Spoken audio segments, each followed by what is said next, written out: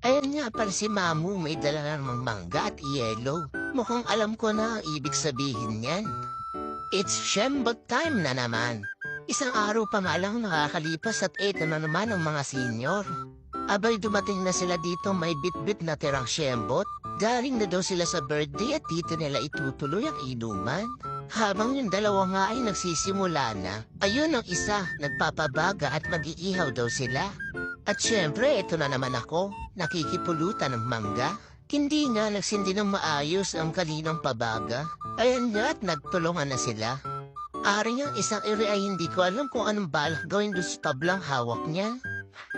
Ayun, ipinatong. Bakit mo naman pinatong yan dyan? At itong asawa niya to the rescue tinanggal. Bumili na nga lang sila ng uling at para mabilis daw maihaw ang bangus. Sabi ko nga rin sa kanila ay lumipat na sila. Siyempre, ayokong madidiliman sila. May pulutan pa naman silang bangus.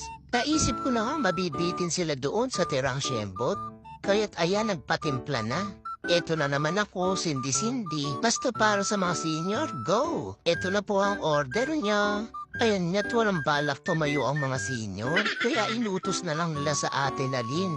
Talaga naman, may barista na, may waiter pa. O siya, humayo ulit kayo at magpakalasing. Naway hindi kayo umagahin.